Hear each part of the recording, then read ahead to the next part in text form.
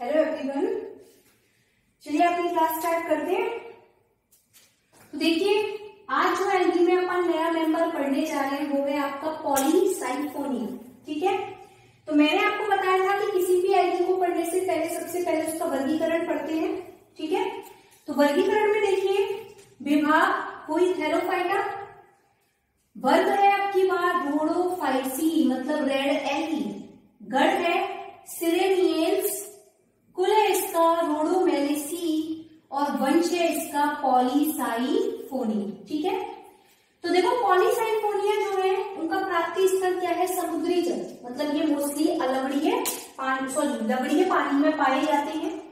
इनका जो थैलस है वो किसके समान दिखाई देता है, नलिकाओं या ट्यूब लाइक स्ट्रक्चर के समान दिखाई देता है, जिसे कि अपन क्या बोलते हैं, साइफन बोलते हैं। ठीक है, क्या बोलते हैं कि ट्यूब लाइक स्ट्रक्चर को साइफन। साइफन कहने के कारण ही इसको क्या नाम दिया है हमने, पॉलीसाइफोनिया। ठीक है, अब देखो जब इसकी थैलस की संरचना देखते हैं तो हमें दो तंत्र दिखाई देते हैं, एक होता है श्याम तंत्र और एक होता है ऊर्ध्व तंत्र। तो श्याम तंत्र क्या होता है, जमीन में लेटा हुआ भाग। तो पॉलीसाइफोनिया का जो आधारीय भाग होता है, जो मूलाधार की सहायता से जमीन में नीचे टिका हुआ रहता है या धसा हुआ रहता है, उसको क्या बोलते हैं अपन, श्याम तंत्र। और इसका ऊर्ध्वाधर भाग या सीधा खड़ा हुआ भाग, मतलब जमीन के ऊपर जो सीधा खड़ा हुआ भाग होता है वो कौन सा तंत्र होता है, ऊर्ध्व तंत्र होता है, जिसमें दो तरीके की शाखाएं देखने को मिलती हैं। एक तो होती है असीमित वृद्धि की शाखाएं और एक होती है आपकी सीमित वृद्धि की शाखाएं। देखो नाम से जैसे पता चल रहा है, असीमित वृद्धि की शाखाएं ऐसी शाखाएं जिनकी वृद्धि असीमित होती है, मतलब कभी रुकती नहीं है, और साथ ही साथ ये केंद्रीय और परिधीय साइफन से मिलकर के बनी होती है। अब केंद्रीय और परिधीय साइफन क्या होता है, ये देखो इसकी स्ट्रक्चर दिखाई दे रही है। तो केंद्र में पाए जाने वाले साइफन नलिकाओं को केंद्रीय साइफन कहते हैं, और बाहर की तरफ या बाहरी भित्ति की तरफ या परिधि की तरफ पाई जाने वाली नलिकाओं को क्या कहते हैं, परिधीय साइफन कहते हैं। फिर दूसरी शाखाएं आती है सीमित वृद्धि की शाखाएं, ऐसी शाखाएं जिनकी वृद्धि सीमित होती है और इन शाखाओं पे नर और मादा जननांग पाए जाते हैं। ठीक है, पॉलीसाइफोनिया में नर जननांग को स्पर्मेटेजियम कहते हैं और मादा जननांग को क्या कहते हैं अपन, प्रोकॉर कहते हैं। ठीक है, तो ये आपको डायग्राम दिख रहा है। देखिए ये नलिकाकार संरचना, ये केंद्रीय साइफन है, ये परिधीय साइफन है, ये इसका ऊर्ध्वाधर तंत्र है, नीचे की तरफ जो है वो इसका श्याम तंत्र है और नीचे की तरफ क्या पाई जाती है, मूलाधार उपस्थित होती है।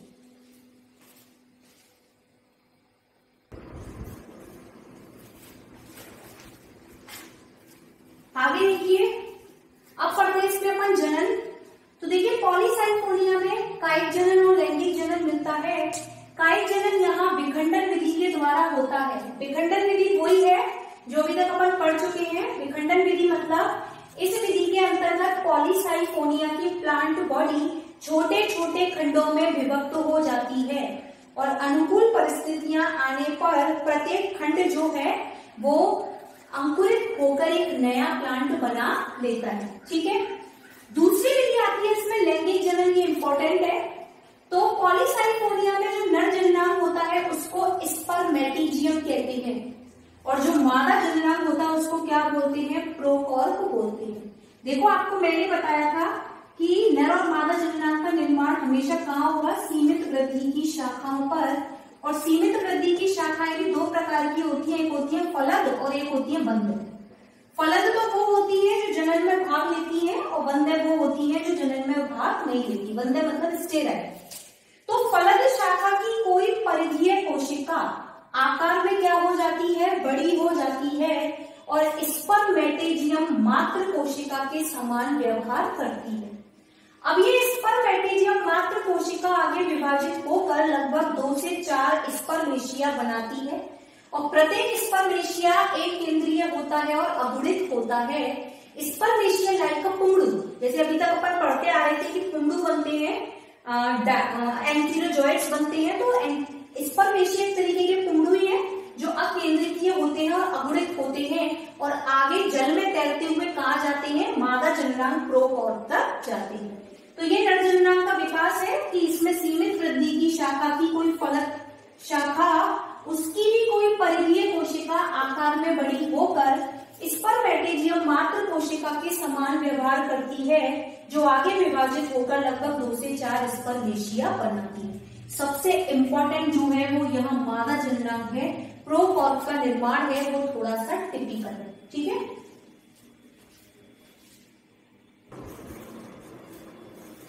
अब देखिए यहाँ ध्यान से, मादा जननांग प्रोकॉर्प का निर्माण कैसे होता है। मैंने बताया था कि नर और मादा जननांग दोनों का निर्माण सीमित वृद्धि की शाखाओं पर होता है, और वो भी फलद शाखा पर, जिसको ट्राइकोब्लास्ट शाखा भी बोलते हैं। ठीक है, तो ट्राइकोब्लास्ट शाखा की कोई परिधीय कोशिका आकार में बड़ी होकर एक कोशिका का निर्माण करती है, जिसका नाम है सहायक कोशिका। ठीक है, अब आगे देखो, ये सहायक कोशिका जो ये है, देखो ये एक आपकी शाखा है जिसकी कोई एक कोशिका है सहायक कोशिका। तो ये वैसे प्लांट ही है पॉलीसाइफोनिया का। अब सहायक कोशिका जो है वो लगातार विभाजित होती है और एक तंतुओं का निर्माण करती है। देखो ये जो तंतु दिखाई दे रहे हैं, इन तंतुओं को बोलते हैं कॉर्पोगोनियम तंतु। ठीक है, अब आगे देखिए, इस कॉर्पोगोनियम तंतु की जो सबसे लास्ट वाली कोशिका होती है उसको बोलते हैं शीर्ष कोशिका, और शीर्ष कोशिका आगे जाकर रूपांतरित होकर किसका निर्माण करती है, प्रोकॉर्प का निर्माण करती है। इस प्रोकॉर्प के भी 2 भाग उपस्थित होते हैं। इसका आधारीय चौड़ा भाग जो है वो कॉर्पोगोनियम कहलाता है, जबकि ऊपरी सकरा भाग जो है वो ट्राइकोगाइन कहलाता है। तो यहां तक समझ में आया कि सहायक कोशिका जो है लगातार विभाजित होकर कॉर्पोगोनियम तंतु बनाती है।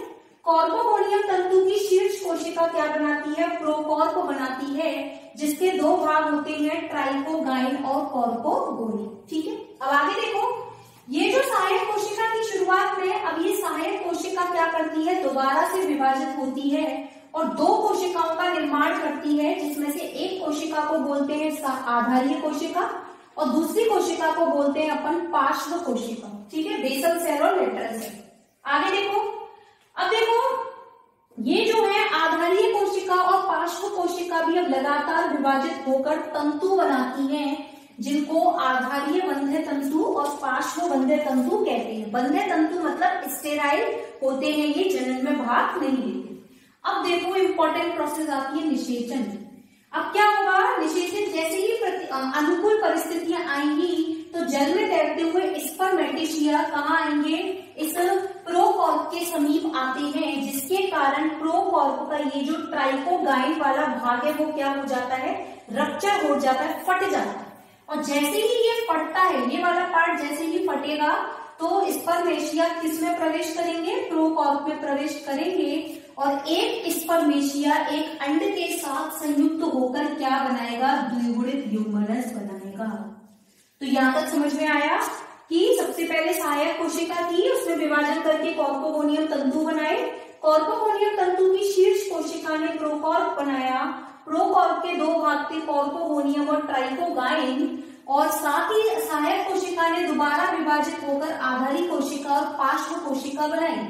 अब आधारी कोशिका और पार्श्व कोशिका ने विभाजित होकर आधारीय बंधु तंतु और पार्श्व बंधु तंतु निर्मित किए। फिर निषेचन की क्रिया हुई और द्विगुणित युग्मनस बनी।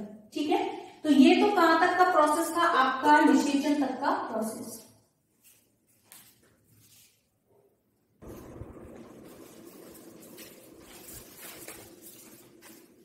अब यहां देखो ध्यान से, देखो हमने स्पर्मेटेजिया का निर्माण कर लिया था, प्रोकॉर्प का निर्माण हो गया था, निषेचन हो गया था, और निषेचन के पश्चात क्या बन चुका था, हमारा युग्मनस बन चुका था। साथ ही साथ यहाँ पर जो आधारी कोशिका और पार्श्व कोशिका थी, उन्होंने कौन से तंतु बनाए थे, आधारीय बंध्य तंतु और पार्श्व बंध्य तंतु। अब आगे देखो ध्यान से, अब देखो कुछ टाइम के बाद ये जो सहायक कोशिका थी उससे ऊपर की तरफ एक और कोशिका का निर्माण होता है, जिसको बोलते हैं अक्षीय कोशिका। क्या बोलते हैं, अक्षीय कोशिका। ठीक है, ध्यान से देखिए, फिर कुछ टाइम के बाद ये जो द्विगुणित युग्मनस है, इसमें कौन सा विभाजन होता है, समसूत्री विभाजन होता है। और समसूत्री विभाजन होने के साथ साथ इसमें जो एक द्विगुणित केंद्रक था, उससे कितने द्विगुणित केंद्रक बन जाते हैं, 2 द्विगुणित केंद्रक बन जाते हैं। समसूत्री विभाजन में 2 केंद्रक बनेंगे, ठीक है। 2 द्विगुणित केंद्रक बनते हैं, साथ ही साथ ये जो आपका कॉर्पोगोनियम है या प्रोकॉर्प है वो एक नलिकाकार संरचना की सहायता से इस अक्षीय कोशिका से जाकर जुड़ जाता है।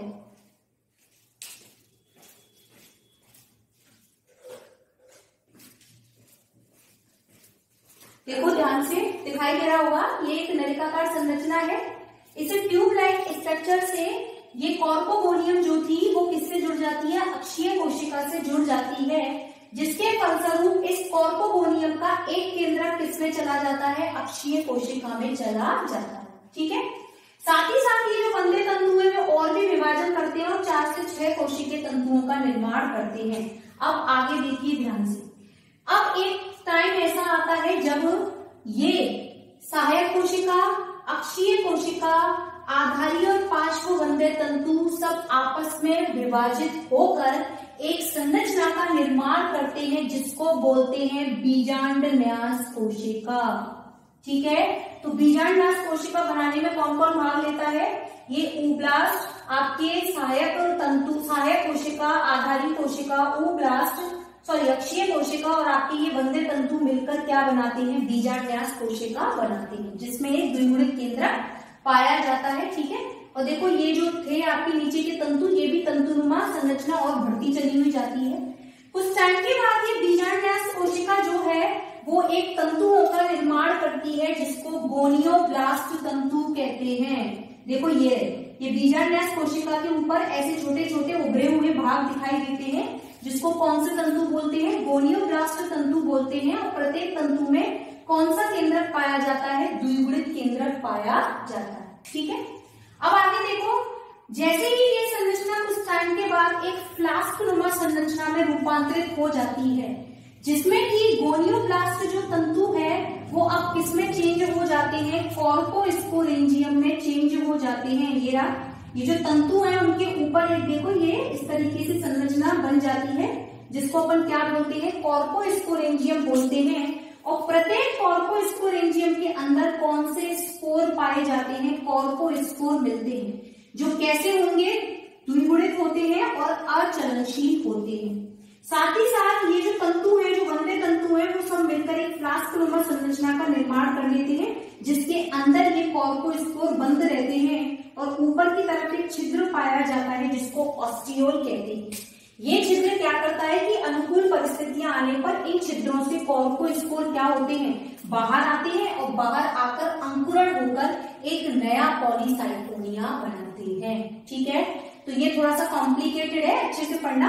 युग्मनज बनता है, अक्षीय कोशिका बनती है, ऊब्लास्ट बनता है, बीजांड न्यास कोशिका बनती है, फिर गोनियोब्लास्ट तंतु बनते हैं जो कि कॉर्पोस्पोरेंजियम बनाते हैं और लास्ट में किसका निर्माण होता है, कॉर्पोस्पोर का निर्माण होता है।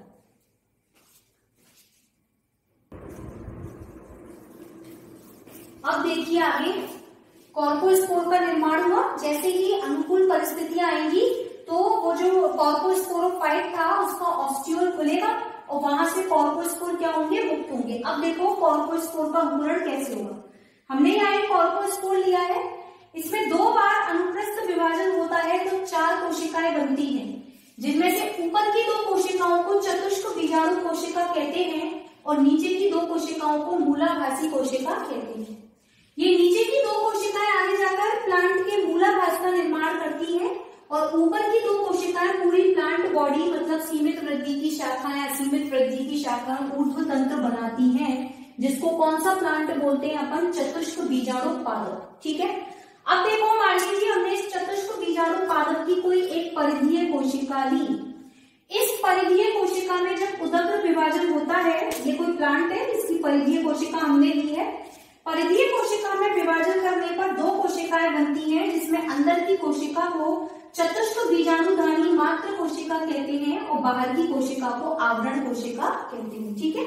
आवरण कोशिका वो है जो आगे जाकर प्लांट का आवरण बनाती है। अब चतुष्क बीजाणुधानी कोशिका जो है वो विभाजित होकर फिर से 2 कोशिकाओं का निर्माण करती है, जिसमें से एक कोशिका को चतुष्क बीजाणुधानी और दूसरी कोशिका को ब्रंत कोशिका कहते हैं, ठीक है। अब हमें इनसे कोई मतलब नहीं है, इससे भी कोई मतलब नहीं है, हमें केवल किससे मतलब है, इस चतुष्क बीजाणुधानी से। अब देखो इस चतुष्क बीजाणु धानी में जब अर्धसूत्री विभाजन होता है तो टोटल 4 केंद्रक बनते हैं। 3 है, एक पीछे की तरफ होने के कारण इस तरीके से चतुष्क अवस्था होती है, दिखाई नहीं देता, वैसे 4 बनते हैं। इन चारों केंद्रकों को क्या बोलते हैं अपन? टेट्रास्पोर या चतुष्क बीजाणु बोलते हैं। अब देखो जो हमने कॉर्कोस्पोर पढ़े थे या कॉर्को बीजाणु पढ़े थे वो द्विगुणित होते हैं, जिससे द्विगुणित पादप बनता है, ठीक है। लेकिन यहाँ जो चतुष्क बीजाणु बनते हैं वो कैसे होंगे? अगुणित होंगे, क्योंकि कौन से विभाजन से बनते हैं? अर्धसूत्री विभाजन। अब इन 4 चतुष्क बीजाणुओं का मतलब है 4 बीजाणु, इनमें से 2 बीजाणु आगे अंकुरण होकर 2 नर पादप का निर्माण करते हैं और बचे कुचे 2 जो होते हैं वो क्या बनाते हैं? अंकुरित होकर फीमेल प्लांट का निर्माण करते हैं। तो ये आपका पॉलीसाइफोनिया यहाँ कंप्लीट है। इसको अच्छे से ध्यान से पढ़िएगा, यहाँ पे बहुत इजी तरीके से समझा रखा है मैंने, आपको इजीली समझ आ जाएगा, ठीक है। तो ये पूरा इसका एक डायग्राम है इनके लैंगिक जनन का।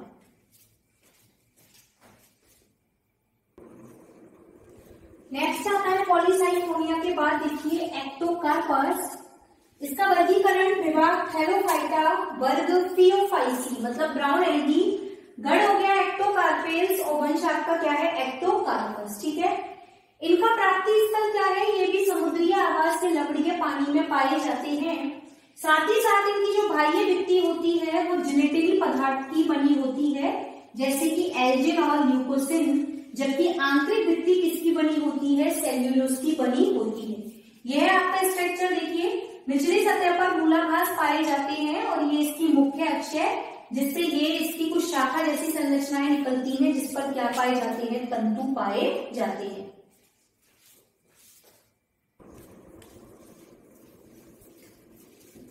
इधर देखिए, अब इसमें अपन पढ़ते हैं जनन। तो एक्टोकार्पस में जो जनन है सबसे पहले आता है अलैंगिक जनन। अलैंगिक जनन जो है इसमें चल बीजाणुओं के द्वारा होता है और चल बीजाणुओं का निर्माण करने वाली संरचना को क्या बोलते हैं? चल बीजाणु धानी बोलते हैं। तो एक्टोकार्पस में 2 तरीके की चल बीजाणु धानी होती है, एक होती है एक कोष्ठीय और दूसरी होती है आपकी बहुकोष्ठीय। तो सबसे पहले देखिए एक कोष्ठीय चल बीजाणु धानी में किस तरीके से चल बीजाणु बनते हैं। सबसे पहले देखिए ये प्लांट है एक्टोकार्पस का। एक्टोकार्पस पादप की थैलस की कोई शीर्ष कोशिका आकार में बड़ी होकर जिस कोशिका का निर्माण करती है उसे क्या बोलते हैं? बीजाणुधानी प्रारंभिक कोशिका बोलते हैं, मतलब बीजाणुधानी बनाने वाली फर्स्ट सेल, जिसके अंदर कैसा केंद्रक पाया जाता है? द्विगुणित केंद्रक उपस्थित होता है। अब इस द्विगुणित केंद्रक में एक बार तो अर्धसूत्री विभाजन होता है, तो एक बार अर्धसूत्री विभाजन होगा तो एक से कितने केंद्रक बनेंगे? 4, और वो चारों के चारों केंद्रक बार बार क्या करते हैं? समसूत्री विभाजन करते हैं, जिससे कि 4 से और भी अधिक केंद्रकों का निर्माण हो जाता है। ये आपको दिख रहे हैं, ये बहुत सारे केंद्रक है जो सारे के सारे कैसे होंगे? अगुणित होंगे। कुछ टाइम के बाद ये अगुणित केंद्रक अपने चारों तरफ भित्ति का निर्माण कर लेते हैं और किस में परिवर्तित हो जाते हैं? चल बीजाणुओं में। साथ ही साथ इन चल बीजाणुओं में क्या पाई जाती है? फ्लैजेला या कशाभिकाएं उपस्थित होती हैं। हमें पता है कि चल बीजाणु का तो मतलब यही है कि जिसमें कशाभिकाएं मिले। तो ये जो चल बीजाणु है वो कैसे हो जाते हैं? द्विकशाभिक हो जाते हैं, मतलब जिनमें कितनी फ्लैजेलाएं पाई जाती हैं? आपकी 2 फ्लैजेलाएं पाई जाती हैं, ठीक है। आगे देखिए, जैसे ही वातावरण की परिस्थितियां अनुकूलित होती हैं तो अनुकूलित वातावरण परिस्थितियों में ये एक कोष्ठीय, ये देखो आपको एक कोष्ठ दिख रहा है, यहाँ पर कोई विभाजन तो नहीं है, एक ही कोष्ठ है, इसलिए इसको एक कोष्ठीय बोलते हैं। एक कोष्ठीय बीजाणुधानी क्या होती है? फट जाती है और ये सारे के सारे द्विकशाभिक चल बीजाणु क्या हो जाते हैं? मुक्त हो जाते हैं। अब देखो हमने किसी एक चल बीजाणु को लिया, इसको जैसे ही वातावरणीय परिस्थितियां अनुकूलित होती हैं तो ये अंकुरण करने के बाद क्या बना लेता है? आपका नया पादप बना लेता है। तो ये था एक कोष्ठीय चल बीजाणुधानी के द्वारा अलैंगिक जनन।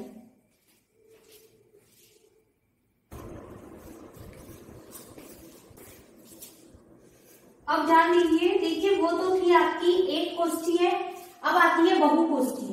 उसमें और इसमें ज्यादा अंतर नहीं है, थोड़ा सा अंतर है। इधर देखिए वही कि प्लांट की कोई शीर्ष कोशिका आकार में बड़ी होकर बीजाणुधानी प्रारंभिक कोशिका के रूप में कार्य करती है, जिसमें द्विगुणित केंद्रक होते हैं, ठीक है। अब सबसे पहले ये जो केंद्रक है इसमें अब की बार अर्धसूत्री या समसूत्री विभाजन नहीं होता, बल्कि इस कोशिका में कौन सा विभाजन होता है? अनुप्रस्थ विभाजन होता है। अनुप्रस्थ विभाजन के कारण ये जो एक कोशिका थी वो कई कोष्ठों में क्या हो जाती है? विभक्त हो जाती है, जिसके प्रत्येक कोष्ठ में द्विगुणित केंद्रक पाया जाता है। देखो ये अनेक कोष्ठ बन गए, 1 2 3 4 और भी बहुत सारे कोष्ठ बनते हैं। अब ये जो प्रत्येक कोष्ठ के जो केंद्रक होते हैं उसमें दोबारा से अनुप्रस्थ और उदग्र विभाजन होता है या अर्धसूत्री विभाजन होता है, जिसके फलस्वरूप क्या बनते हैं? ये चल बीजाणु बन जाते हैं। ठीक है, अब देखो ये जो चल बीजाणु बनते हैं कुछ टाइम के बाद इन पर भी फ्लैजेला का निर्माण हो जाएगा। ठीक है, ये भी कशाभिकाएं बना लेंगे और क्या बोलेंगे इनको? चल बीजाणु। और जैसे ही अनुकूल परिस्थितियां आएंगी तो ये चल बीजाणु क्या होंगे? यहाँ से मुक्त होंगे और मुक्त होने के बाद अंकुरित होकर क्या बना लेंगे? एक नया प्लांट बना लेंगे। मतलब वहां तो जो चल बीजाणु थे वो एक कोष्ठ के अंदर थे, लेकिन यहाँ पर अनुप्रस्थ विभाजन होने से बहुत सारे कोष्ठ बन गए। मतलब चल बीजाणु कहाँ रहते हैं? बहुकोष्ठीय चल बीजाणु धानी में रहते हैं। तो ये था आपका लैंगिक जनन। अब देखिए एक्टोकार्पस में लैंगिक जनन। लैंगिक जनन इसमें असमयुग्मकी प्रकार का होता है, मतलब नर युग्मक और मादा युग्मक दोनों फिजियोलॉजिकली कार्यात्मक रूप से और मॉर्फोलॉजिकली आकार रेखीय रूप से क्या होते हैं? अलग अलग होते हैं। तो देखो युग्मकों का निर्माण जिस धानी में होता है उसको क्या बोलते हैं? युग्मक धानी बोलते हैं। देखो चल बीजाणु के अंकुरण से जो पादप बनता है वो अगुणित होता है, क्योंकि चल बीजाणु कैसे होते हैं? अगुणित होते हैं, याद रखना। लेकिन युग्मकों से आगे जाकर युग्मकों के अंकुरण से या फिर आपकी युग्मनज के अंकुरण से जो प्लांट बनता है वो हमेशा कैसा होता है? द्विगुणित होता है। अब देखिए कैसे बनता है। मान लीजिए हमने कोई अगुणित पादप लिया, उसकी कोई एक कोशिका ली जिसको शीर्ष कोशिका कहते हैं, वो आकार में बड़ी होकर क्या बनाती है? युग्मक धानी प्रारंभिक कोशिका का निर्माण करती है। अब इस युग्मक धानी प्रारंभिक कोशिका में अनेक अनुप्रस्थ विभाजन होते हैं इसमें, जिसके फलस्वरूप अनेक ये 6 से 8 कोशिकीय बहुकोष्ठीय युग्मक धानी का निर्माण होता है। तो युग्मक धानी भी कैसी होती है? बहुकोष्ठीय होती है। अब इस बहुकोष्ठीय युग्मक धानी में अनेक अनुप्रस्थ और उदग्र मतलब हॉरिजॉन्टल और लॉन्गिट्यूडिनल डिवीजन होते हैं, जिसके फलस्वरूप बहुत सारे अगुणित युग्मकों का निर्माण होता है। और इन अगुणित युग्मकों पर क्या निर्मित हो जाती है? कशाभिकाएं, जिनको क्या बोलेंगे? द्विकशाभिकीय युग्मक। ठीक है, जैसे ही अनुकूल परिस्थितियां आती है ये युग्मक धानी फटती है और सारे के सारे युग्मक क्या होते हैं? मुक्त हो जाते हैं। अब ध्यान देना, इन युग्मकों में से जो युग्मक सक्रिय होते हैं, एक्टिव होते हैं, उनको तो बोलते हैं नर युग्मक, और जो युग्मक सक्रिय नहीं होते हैं उनको क्या बोलते हैं? मादा युग्मक बोलते हैं। अब इनमें कौन सी क्रिया होगी? निषेचन की। तो देखो नर युग्मक जो है वो अपनी कशाभिकाओं की सहायता से मादा युग्मक से जाकर के क्या हो जाता है? जुड़ जाता है और क्या बना लेता है? द्विगुणित युग्मनज बना लेता है। ये द्विगुणित युग्मनज में जब समसूत्री विभाजन होता है तो ये समसूत्री विभाजन करके एक द्विगुणित पादप का निर्माण कर लेता है। तो अलैंगिक जनन के दौरान चल बीजाणु बनते हैं जिससे अगुणित पादप बन रहा था, जबकि लैंगिक जनन के दौरान अगुणित युग्मक बनते हैं जो आपस में फ्यूज होकर क्या बनाते हैं? द्विगुणित पादप का निर्माण करते हैं। ठीक है,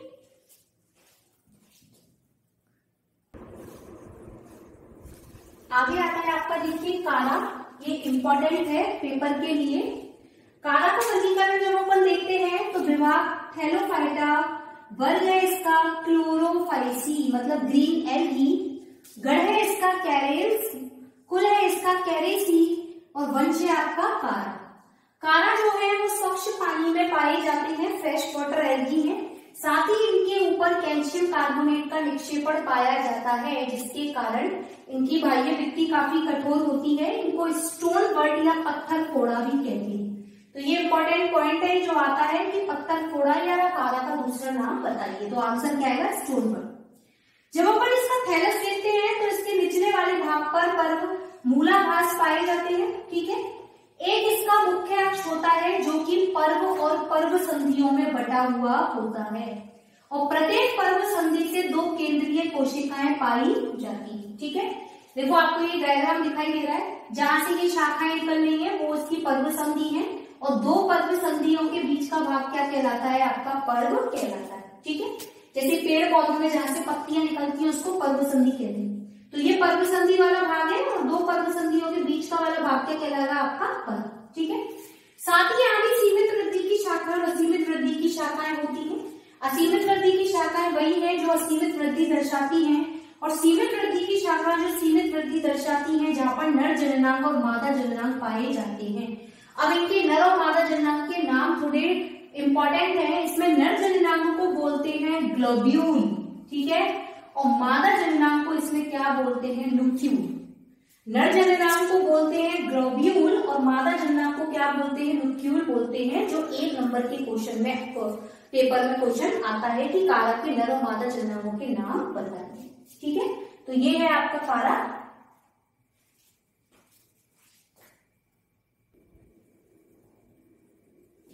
अब देखिए कारा में जनन, सबसे पहले कायिक जनन हम पढ़ चुके हैं पत्र प्रकलिकाओं के द्वारा। ये मैं आपको बता चुकी हूँ। पत्र प्रकलिकाएं मैंने बताया था कि मूलाभास की निचली पर्व संधियों से भोज्य पदार्थ इकट्ठा कर निर्मित होने वाली संरचना जो आगे जाकर नया शैवाल बनाने में भाग लेती है। ठीक है, और साथ ही अमाइलम तारे, ये भी मैंने बताया था कि ये मूलाभास की निचली पर्व संधियों से एक तारे जैसी संरचना का निर्माण होता है जो भोजन पदार्थ को संग्रहित रखती है और अनुकूल परिस्थितियां आने पर मात्र पादप से अलग होकर नए पादप का निर्माण करती है। ठीक है, जो मेन है इसमें लैंगिक जनन है, जिसमें सबसे पहला आता है नर जननांग ग्लोब्यूल का विकास। तो इधर जान लीजिए ग्लोब्यूल का विकास कैसे होता है। देखिए कारा की जो पर्व संधि है, पर्व संधि की कोई परिधीय कोशिका जो है वो आकार में बड़ी हो जाती है और उसमें कौन सा विभाजन होता है? परिणतिक विभाजन होता है। अब परिणतिक विभाजन क्या होता है? ऐसा विभाजन जिसमें विभाजित होने वाली कोशिकाएं जो हैं वो समानांतर रूप से विभाजित होती हैं। जैसे कि ये कोशिकाएं भी इसके पैरेलल विभाजन हो तो दो कोशिकाएं बनेंगी। ठीक है, देखिए दो तरीके का होता है, एक होता है परिणतिक, एक होता है अपनतिक। अपनतिक विभाजन में कोशिका अपने 90 डिग्री के एंगल पर विभाजित होती है और परिणतिक विभाजन में कोशिका पैरेलल मतलब समानांतर विभाजित होती है। तो दो कोशिकाएं बनाती है जिसमें एक होती है निचली कोशिका और एक होती है कुंधानी प्रारंभिक कोशिका। अब निचली कोशिका विभाजन करके दो कोशिकाओं का निर्माण करती है, जिसमें से कुंधानी प्रारंभिक कोशिका के नीचे वाली कोशिका को बोलते हैं पर्व संधि कोशिका और सबसे नीचे वाली कोशिका को बोलते हैं पर्व कोशिका। ठीक है, अब आगे देखो, अब ये कुंधानी प्रारंभिक कोशिका डिवाइड होती है या विभाजित होती है और दो कोशिकाएं बनाती है, जिसमें ऊपर की कोशिका को बोलते हैं मातृ कोशिका और नीचे वाली को बोलते हैं ब्रंत कोशिका। तो देखो टोटल 4 कोशिकाएं हो गई, मातृ कोशिका, ब्रंत कोशिका, पर्व संधि कोशिका और एक आपकी पर्व कोशिका। ठीक है, आगे देखो, अब इस मातृ कोशिका में 2 बार उदग्र विभाजन होते हैं, मतलब लॉन्गिट्यूडिनल, और 2 बार लॉन्गिट्यूडिनल विभाजन करके ये कुल टोटल 4 कोशिकाओं का निर्माण करती है या 4 केंद्रकों का निर्माण करती है। और ये ब्रंत कोशिका लगातार विभाजित होकर इस ग्लोब्यूल के ब्रंत का निर्माण करते हैं और नीचे जो है पर्व संधि कोशिका ये रही आपकी और ये पर्व कोशिका ये रही, आगे डिवाइड नहीं करती। ठीक है, अब ये चारों की चारों कोशिका दोबारा से अनुप्रस्थ विभाजन करके 8 कोशिकाओं का निर्माण करती है। ये 8 कोशिकाएं आपको दिखती हैं। अब ये 8 कोशिकाएं अनुप्रस्थ विभाजन करके 8 कोशिकाओं की 3 परतों का निर्माण करती है। देखो सबसे बाहरी परत, एक दूसरे नंबर की परत और तीसरे नंबर की परत, और तीनों परतों में 8 कोशिका, 1 2 3 4 5 6 7 8 इसमें 8 इसमें 8 इसमें। सबसे बाहर की 8 कोशिकाओं को बोलते हैं आवरण कोशिका, बीच वाले भाग की 8 कोशिकाओं को बोलते हैं मेनुब्रियम कोशिका और सबसे अंदर की जो 8 कोशिकाएं होती हैं उनको अपन क्या बोलते हैं? कैपिटुलम कोशिका। ठीक है, अब ये कोशिकाएं आंतरिक भाग की कोशिकाएं लगातार विभाजन करके कौन सी कोशिकाएं बनाती हैं? पुनर्जनक कोशिकाएं बनाती हैं, जो कि आगे कायांतरित होकर द्विकशाभिक पुंगड़ू बनाती। ठीक है, तो परिधीय कोशिका से पहले कुंधानी प्रारंभिक कोशिका, निचली कोशिका, फिर निचली कोशिका से पर्वसंधि पर्व कोशिका, कुंधानी प्रारंभिक कोशिका से वृंत कोशिका और मात्र कोशिका।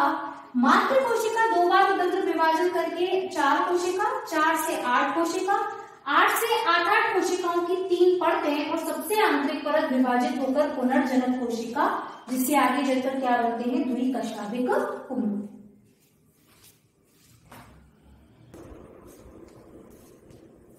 आगे देखिए, नर जननांग के बाद आता है मादा जननांग, न्यूक्लियस का विकास। तो मादा जननांग में भी कुंधानी की कोई परिधीय कोशिका आकार में बड़ी होकर कुंधानी अंडधानी प्रारंभिक कोशिकाओं के रूप में कार्य करती है। ठीक है, पर्वसंधि की कोई परिधीय कोशिका आकार में बड़ी होकर अंडधानी प्रारंभिक कोशिका के समान कार्य करती है, जिसमें होता है अनुप्रस्थ विभाजन और 3 कोशिकाओं का निर्माण होता है, जिसमें सबसे ऊपर की कोशिका को बोलते हैं अंडधानी मात्र कोशिका, बीच वाली कोशिका को आवरण कोशिका और सबसे नीचे वाली कोशिका को वृंत कोशिका कहते हैं। ठीक है, अब ये अंडधानी मात्र कोशिका विभाजित होकर एक कोशिका बनाती है, जिसको अपन क्या बोलते हैं, अंड कोशिका बोलते हैं, जिसमें अंडा पाया जाता है। और ये आवरण कोशिकाएं विभाजित होकर 5 आवरण कोशिकाएं बनाती हैं, जो अंड कोशिका को चारों तरफ से घेरे रहती हैं। देखिए 1, 2, 3, 4 और 5 और नीचे ये वृंत कोशिका। ठीक है, अब ये पांचों की पांचों आवरण कोशिकाएं दोबारा विभाजित होकर टोटल 10 कोशिकाओं का निर्माण करती हैं, जिनमें से 5 कोशिकाएं अंड कोशिका के ऊपर की तरफ पाई जाती हैं, जिसको कोरोना कहते हैं। ये वो कोरोना नहीं है जो अभी हमारे लिए बहुत बड़ी प्रॉब्लम बना हुआ है। ये कोरोना वो कोशिकाएं हैं जो कि इस अंड कोशिका के ऊपर की तरफ इसको कवर रखती हैं। ठीक है, और अंड कोशिका को चारों तरफ से घेरने वाली ये जो बची कुची 5 कोशिकाएं हैं, उनको कौन सी कोशिकाएं बोलती हैं, ट्यूब सेल्स बोलते हैं। और नीचे ये आपका क्या है, व्रण। अब आता है निषेचन की बात। तो निषेचन में क्या होता है, जैसे ही निषेचन की परिस्थितियां उत्पन्न होती है, तो ये ट्यूब सेल जो है कोरोना हट जाता है, साथ ही ट्यूब सेल एक दूसरे से सेपरेट होने स्टार्ट कर देती है, जिसके कारण यहाँ अंड कोशिका फटती है और कुंडू इसमें से क्या, जल में तैरते हुए कुंडू यहाँ आते और इसमें अंदर प्रवेश करते हैं, तथा एक कुंडू एक अंडे के साथ संयुक्त होकर क्या बनाता है, आपका द्विगुणित युग्मनज बनाता है। ये द्विगुणित युग्मनज जो है वो चारों तरफ से भित्ति का निर्माण करता है, ताकि इसको क्या मिले, प्रोटेक्शन मिले। ठीक है, तो ये लगभग इसमें 4 भित्तियां पाई जाती हैं, 4 कोशिकाएं पाई जाती हैं। इसी को अपन क्या बोलते हैं, निषेकांड बोलते हैं। द्विगुणित युग्मनज जब चारों तरफ अपनी भित्ति का निर्माण कर लेता है, तो उसको क्या बोलते हैं, निषेकांड बोलते हैं। तो ये था न्यूक्लियस का विकास। युग्मनज बन चुका है, इसका अंकुरण करते हैं। युग्मनज अपने चारों तरफ 4 परतों का निर्माण करता है, जिसमें सबसे बाहर की 2 परतें जो होती हैं रंगीन होती हैं, और नीचे की 2 परतें होती हैं वो कैसी होती हैं, रंगहीन होती हैं। ठीक है, सबसे पहले युग्मनज के केंद्रक में होता है अर्धसूत्री विभाजन।